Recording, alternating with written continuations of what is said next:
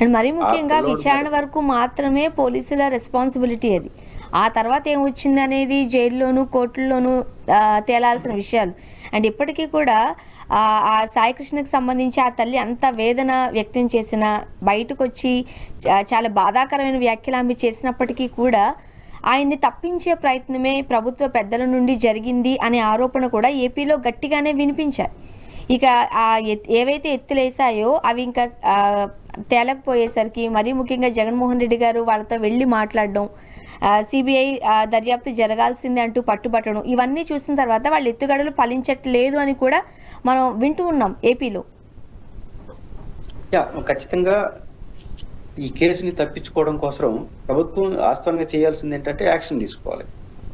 First ఏమన్నారు, ఆ పిల్లోడి మీద దాడి చేసినాడు, అతను 22 కేసులు ఉన్నాయి, అతను ఏం క్యారెక్టర్ ఉన్నాడు, ఏం కాదు, అసాంఘిక ప్రవర్తనోడు, అతని పైన ఇంకెందుకు సమర్థించడం అనేసి. ఇప్పుడు తాజాగా సిఐ చుట్టూ నడిపేస్తున్నారు. ఈ పోలీసులు ఓవర్ యాక్షన్ వల్ల ప్రభుత్వానికి చెడ్డ పేరు వస్తుంది. కానీ ప్రభుత్వం యాక్షన్ చేయకపోవడం వల్ల ఈ ఓవర్ యాక్షన్ అవన్నీ ముందుకు వచ్చినాయి. కాబట్టి ఖచ్చితంగా ప్రభుత్వం యొక్క ప్రాథమిక రెస్పాన్సిబిలిటీని మర్చిపోవడం వల్ల ఎవరెవరి చేతిలోకి వ్యవహారం వెళ్ళిపోయింది. సిఐ చేతిలోకి వెళ్ళిపోయింది, మీడియా చేతిలోకి వెళ్ళింది, ప్రతిపక్షాలు అందరికీ వెళ్ళిపోయింది. మీ చేతిలో లేదు. ఎవరి చేతిలో ఉండాలో వాళ్ళ చేతిలో వ్యవహారం లేకుండా పోయింది. నష్ట నివారణ కోసం చర్యలు తీసుకోవడం తప్ప ఇంకోటి కాదు. ఇప్పటికీ కోర్టులో స్వర్ణ గారు బయట చెప్తున్న విషయాలు చెప్పట్లేదు. అంటే బయట చెప్తున్న విషయాలు అంటే అదే సస్పెండ్ చేశారు. ఎందుకు చేశారు? అటెంప్ట్ మర్డర్ కేసు, ఆయన మీద అనుమానంతో మర్డర్ కేసు కదా, మరి కోర్టు కూడా అదే చెప్పాలిగా. కోర్టులో ఇంతవరకు ఏమీ చెప్పలేదు. ఏం చెప్తారో చూడాలి నెక్స్ట్. ఇప్పుడు అటెంప్ట్ మర్డర్ కేసు అదనంగా ఆయన పైన డైరెక్ట్గా పెట్టారు కాబట్టి కోర్టు కూడా ఎఫ్ఐఆర్ కాపీని ఇయ్యక తప్పదు. మరి ఏం చేస్తారో చూడాలి. ఏదైనప్పటికీ కూడా ప్రభుత్వం తాను చేయాల్సిన యాక్షన్ సరైన సమయంలో చేయకపోవడం వల్ల ఏరే యాక్షన్స్ ముందుకు వస్తున్నాయి. ఇప్పుడు దానిపైన విమర్శించుకుంటూ పోతుంటే లాభం లేదు. మీరు ఇప్పుడు ఆత్మపరిశీలన చేసుకోవాలి. కఠినమైన చర్యలు తీసుకోవడం ద్వారా, నిజాలు చెప్పడం ద్వారా మీరు బయటపడగలుగుతారు, సమాజానికి ఉపయోగపడుతుంది. అండ్ మరీ ముఖ్యంగా సిఐ గారిని మొదట్లో సస్పెండ్ చేయడం, ఇప్పుడు హత్యాయత్నం కింద కేసు నమోదు కావడం ఒప్పుకోకుండానే ఒప్పుకుంటున్నట్లుగా కనిపించట్లేదు. చెప్పకనే ఏదో చెప్పట్లేదు వాళ్ళు. ఖచ్చితంగా ఇప్పుడు సిఐ చుట్టూ నడుస్తుంది. అటెంప్ట్ మర్డర్ అంటే మర్డర్ చేసినట్టే లెక్క. సరే, మర్డర్ చేసినట్టు ఎక్కడున్నాడు అతను అంటే చాలా తీవ్రమైన నేరం చేసినట్టే.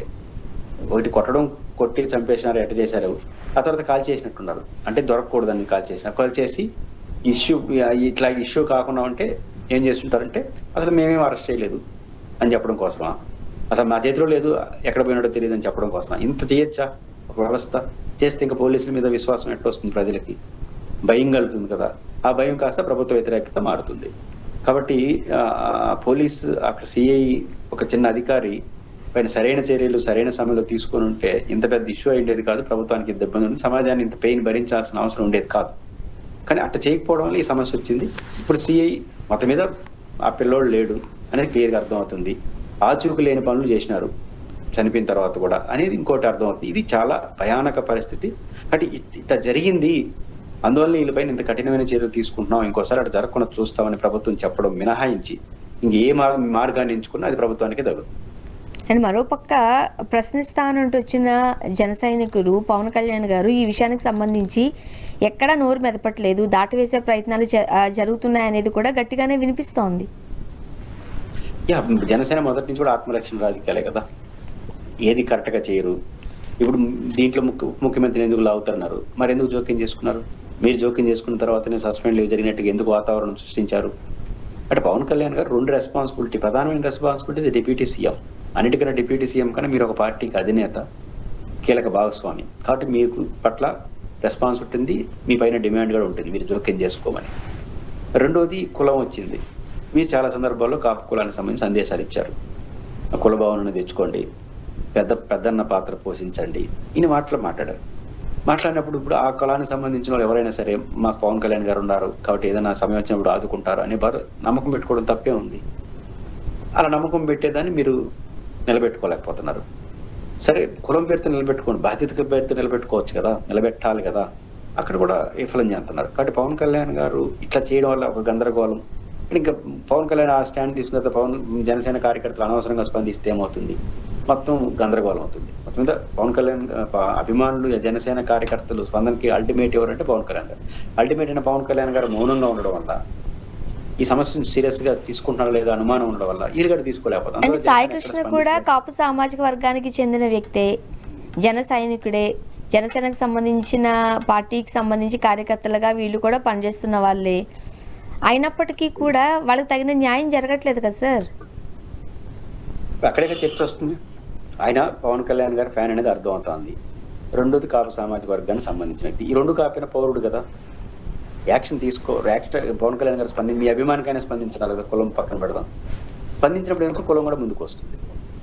కాబట్టి ఇప్పుడు ఈ విషయంలో కులం ఎందుకు అని ఎవరైనా అనేవాళ్ళు ఉంటే, మీరు నేను అంటే అర్థం ఉంది, కానీ ఎవరైతే అంటున్నారో పెద్ద పెద్ద మాటలు వాళ్ళందరూ ప్రతిదాని కులంతోనే చూసినారు. అది కదా అక్కడ అభ్యంతరం. కాబట్టి మీరు కులంతో చూసేసి ఇంకొకరు చూడొద్దంటే అది ఆగదు. మనం చూసిన తర్వాత అదే కొనసాగుతుంది. కనీసం మన కులం పేరు చెప్తే ఆ పేరుతో కనీసం న్యాయం జరుగుతుంది. వేదనతో వచ్చిన బాధ తప్ప ఓట్ల కోసం కాదు. రాజకీయ పార్టీలు కుల ప్రస్తావన, కుల కేటాయింపులు, పదవులు అన్ని ఓట్ల కోసం చేస్తాయి. కానీ ఇప్పుడు ఆ కుటుంబం దాని చుట్టూ ఉన్న మిత్రులు దేనికోసం కులాన్ని ప్రస్తావించారు, కనీసం ఆ పేరు చెప్తే కనీసం స్పందించి ఏదైనా న్యాయం జరగకపోతుందా అనే కోణంలో వాళ్ళు స్పందించారు.